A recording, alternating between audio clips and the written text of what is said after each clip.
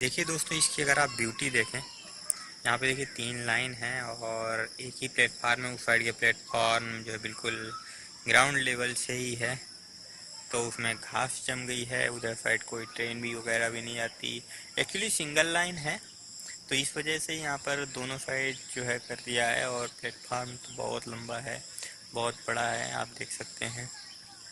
पीछे बिल्डिंग अब बहुत बड़ी बड़ी बन गई हैं इसमें, क्योंकि पीछे माल गोदाम बन रहा है। दोस्तों, अगर मैं आपको जो चीज़ दिखाने चाह रहा था, अगर आप इस प्लेट में अगर गौर से देखें तो इस शिवरामपुर जो लिखा है, इसके पीछे भी आपको कुछ दिख रहा होगा। क्या आपको कुछ दिख रहा है? अगर देखिए, मैं आपको और पास ले जाता हूँ। यहाँ पर देखिए, आपको ये बकायदा सी लेटर दिख रहा होगा, ठीक है। और यहाँ पर देखिए, ये आपको एच दिख रहा होगा, ये आई दिख रहा है, देखिए ऐसे, देखिए टी दिख रहा है। और ये देखिए, ये के दिख रहा है यहाँ पर, ये देखिए आर दिख रहा है, ये ए दिख रहा है, ये आगे के है, आगे ओ है, फिर टी है।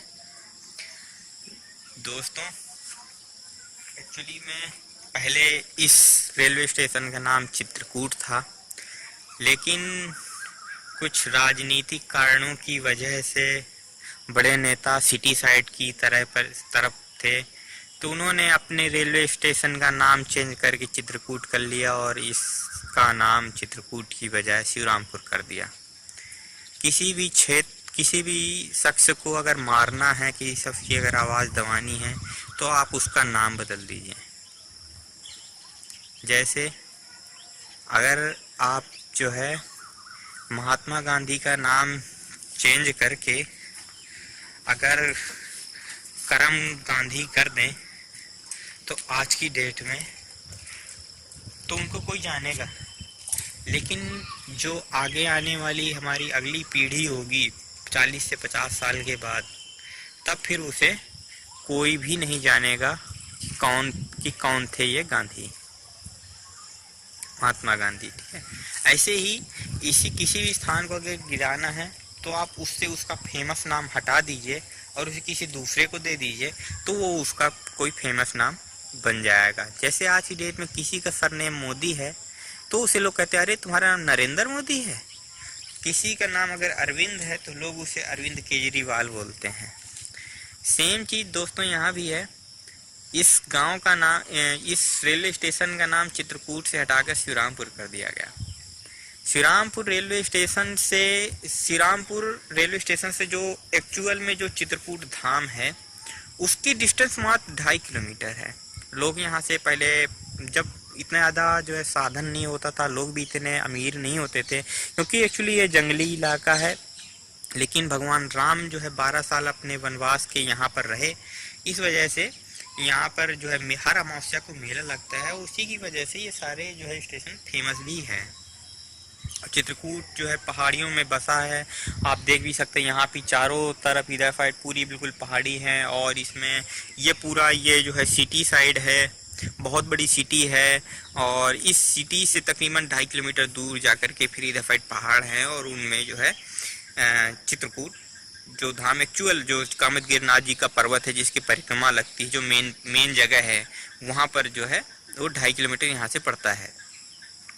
और जो इस समय पे जो चित्रकूट है, जो सिटी है, करवी जो सदर बोलते हैं, वहाँ से तकरीबन आज की डेट में 16 किलोमीटर है।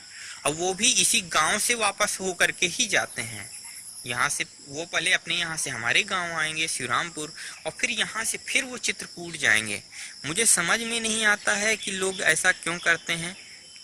जस्ट लोग अपनी क्षेत्र का विकास करने के लिए, अपने पॉपुलैरिटी पाने के लिए, आज से 50 साल पहले सन 1978 में जो है ऐसा लोगों ने किया, और लोगों ने इसका विरोध भी किया, और इसका विरोध आज भी चल रहा है। लेकिन अगर राजनेता ही अगर ऐसे होंगे, तो किसी देश का कुछ विकास नहीं हो सकता है। देखिए दोस्तों, कैसे एक गांव का नाम मिट्टी में मिला करके, और उसमें देखिए कालिख पोत दी गई। ये देखिए पूरा गोदा हुआ था, ये पूरा उसके ऊपर देखिए सीमेंट भर दिया गया है, प्रॉपर पूरा सीमेंट भर दिया गया और उसके ऊपर से ये जो है नाम लिख दिया गया। नीचे भी जो है लिखा हुआ था कुछ, अब तो जो है इस साइड नहीं दिखता है, दूसरी साइड वाली जो नेम प्लेट है उसमें भी आज भी अच्छी तरीके से दिखता है। लेकिन दोस्तों, ये जो तरीका था भारतीय पॉलिटिशियंस का, इसकी हमेशा से विरोध होता रहा है और इस बात के बारे में लोग कहते भी रहे हैं। लोगों ने बहुत ऊंचे ऊंचे तक जो है शिकायत भी की है। यहाँ पे पहले बहुत सारी गाड़ियाँ खड़ी होती थी, अब तो यहाँ पर केवल 2 पैसेंजर ट्रेन ही खड़ी होती हैं इस रूट में, केवल बस। बाकी किसी काम का ये रेलवे स्टेशन रह ही नहीं गया है। जबकि सबसे ज़्यादा IAS IPS जो है इसी गांव में है। लगभग हर एक मोहल्ले में एक IAS अफसर है, लेकिन फिर भी किसी को कोई ध्यान नहीं, क्योंकि सबने गांव छोड़ दिया। कोई गांव की तरफ आना ही नहीं चाहता है। और क्योंकि देखिए ये इधर साइड ये सारे जो है गांव हैं, लोग यहाँ आकर के लोग खेती नहीं करना चाहते। अपने आप को वो बहुत बड़ा रईस समझते हैं, कहते हैं कि हम अगर खेती कर रहे हैं तो हम मानो गरीब हैं। ऐसा नहीं है दोस्तों। अगर आप जो है पैसा कमा सकते हो, पैसा कमा करके आप पेट नहीं भर सकते हो। किसी ने भी आज तक नहीं सुना कि पैसा खा करके कोई जिंदा रह गया है। उसको खाने के लिए उसको अनाज ही चाहिए, खाना ही चाहिए। बिना खाना खाए हुए और बिना इस नेचर के बीच में रहे हुए कोई भी शख्स जो है बड़ा नहीं हो सकता, कोई भी बलवान नहीं हो सकता। Nature is everything. और देखिए ब्यूटीफुल सनसेट का सीन आपके सामने। और देखिए ये सीन आपको, ये देखिए ये सीन आपको कहीं भी नहीं मिलेगा। देखिए ब्यूटीफुल सनसेट हो रहा है। ये इधर साइड पीछे साइड पहाड़ है, बहुत बड़ा पहाड़, एक्चुअली पेड़ हैं। ये देखिए दोस्तों, ये जो इतना काफ़ी ऊंचा पहाड़ है, बहुत दूर है यहाँ से। और इसी के नीचे से एक नहर भी जाती है, जो कि यहाँ के तकरीबन 150 से 200 गांवों के लिए वो जो है जो है सिंचाई के लिए साधन प्रोवाइड कराती है। लेकिन आजकल के पॉलिटिशियंस ने क्या किया है कि जो बांध है वो किसी नदी में बांध नहीं है, ऐसे ही कुछ पहाड़ हैं, इधर पीछे पाठा का जंगल पड़ता है, उसका सारा पानी आकर के एक जगह से होकर के जाता था। तो वहाँ पर 2 साइड, वहाँ पर जो है तीनों साइड से पहाड़ थे, उनके बीच से पानी जा रहा था, तो वहाँ पर पानी को रोक दिया जाता है। तो वहाँ पे वो पूरा एक बांध का सीन बन जाता है और उसी पानी को सिंचाई में यूज किया जाता है। लेकिन हमारे आजकल के महान और भव्य पॉलिटिशियंस ने क्या किया है कि उस जगह को कहा है कि हम अपने एक उद्योग लगा रहे हैं। कहाँ पर? जिस पानी पर लोग जो है सिंचाई करते थे, खेती करते थे, और उन्होंने वहाँ पर मछली पालन का एक ठेका दे दिया, धंधा शुरू करवा दिया। उस धंधे पे लोगों को फायदा किसको होगा? फायदा तो उसको होगा जो धंधा कर रहा होगा। और धंधा करने वाले को फिर कुछ और नहीं सोचता, वो सब उस वाटर को पूरा यूटिलाइज कर लेते हैं, पूरे वाटर को रखे रहते हैं, क्योंकि अगर पानी छोड़ देंगे तो उनकी मछलियाँ बह जाएंगी। तो वो लोग क्या करते हैं कि पूरा साल भर पानी रखे रहते हैं अपने यहाँ, पानी निकालते ही नहीं हैं। और बारिश भी कम होती है कि पानी ओवरफ्लो होने लगे तो वो लोग पानी निकालें। इस वजह से आगे पे लोगों को मजबूरन अपनी किसानी छोड़ना पड़ रहा है। जिन लोगों के पास थोड़ा बहुत पैसा है, वो कुछ लोग मिला करके जो है कुछ बोरिंग करवा लेते हैं और उसी के साधन से लोग किसानी कर रहे हैं। अगर आपको मैं दिखाऊं तो ये देखिए, कुछ लोग आपको दिख रहे होंगे अपने खेतों में, वो सब सिंचाई ही ऐसे ही कर रहे हैं। और देखिए हाल ही में देखिए एक ब्यूटीफुल सी देखिए ट्रेन भी आ रही है। ये देखिए कितनी ब्यूटीफुल ट्रेन आ रही है। आजकल ये जो नए इंजन चले हैं बहुत ही पावरफुल होते हैं। अकेला इंजन ही पूरा भार ढो लेता है। लोग पहले कहते थे अकेला चना भार नहीं फोड़ पाता। अगर देखें तो अब ये अकेला इंजन ही सारा भार खींच लेता है, अकेला ही तहलका मचा देता है। देखिए दोस्तों, ये साइड में जा रहा है क्योंकि इस समय पे यूपी संपर्क क्रांति के आने का टाइम हो रहा है।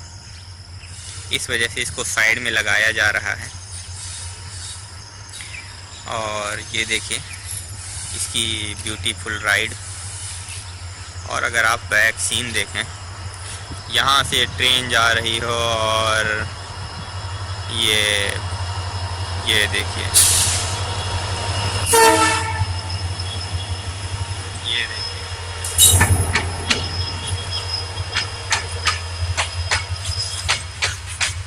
विकास अगर आपको चाहिए तो आपका अपना जो है नाम होना बहुत ज़रूरी है। अगर आपको गवर्नमेंट जॉब पानी है तो आपने जिससे पढ़ाई की है आपका वही नाम ही आपको लिखना पड़ेगा, वरना आपको बहुत चक्कर काटने पड़ेंगे, कोर्ट से एफिडेविट बनवाना पड़ेगा और दुनिया के बहुत सारे काम करने पड़ेंगे। लेकिन दोस्तों, आप भारतीय राजनीति के आगे कुछ नहीं कह सकते। सब कुछ पॉसिबल है, लेकिन विकास पॉसिबल आजकल नहीं है। अगर आप इंडिया की अर्थव्यवस्था देखेंगे तो वो पूरी की पूरी डूब रही है और बहुत सारी कंपनियां हैं जो बंद हो चुकी हैं, जो कुछ बची हैं वो सब भी बंद हो रही हैं। क्यों? इसका केवल एक ही कारण है कि लोगों ने जो अपना काम किया है, जो अपना व्यवसाय शुरू किया था, उसकी प्रॉपर जो है फाइलिंग नहीं की, प्रॉपर तरीके से उसके डॉक्यूमेंट नहीं तैयार किए और वो धंधा करते रहे, अब तक टैक्स चोरी करते रहे। लेकिन अब जब कच्चा माल ज़्यादा तैयार हो गया है तो अब हमारी भारतीय गवर्नमेंट चाइनीज़ प्रोडक्ट की ओर बढ़ रही है। भारत में पहले, आज से 10 साल पहले मजदूरी जहां 30 रुपये पर डे होती थी, आज की डेट में 450 रुपये पर डे कर दी गई है। चाइना में अगर आप देखेंगे तो वहाँ के हिसाब से 13, वहाँ से जो 13 युआन, जो वहाँ का जैसे हमारा रुपये है उनके यहाँ युआन होता है, और वो 13 युआन पर डे देते हैं। हमारे यहाँ वर्किंग आवर्स 8 घंटे होता है, सुबह 9 से 5, उसके बीच में आधे घंटे का लंच ब्रेक। लेकिन अगर आप चाइना में जाते हैं तो वहाँ आपको 14 आवर्स आपको परमानेंट काम करना पड़ता है। जो दिहाड़ी मजदूर करते हैं उन्हें 14 आवर्स करना पड़ता है। और हमारे यहाँ ऐसे नहीं कि आप पर डे का पर डे पैसा ले सकते हैं, नहीं, वहाँ आपको तकरीबन 2 महीने वो आपको ब्रेक करके ही देंगे। 2 महीने का आप अपने पास जो है पैसा जमा करके रखेंगे और फिर देंगे। तो इस वजह से वो लोग फोर्सफुली काम करवाते हैं।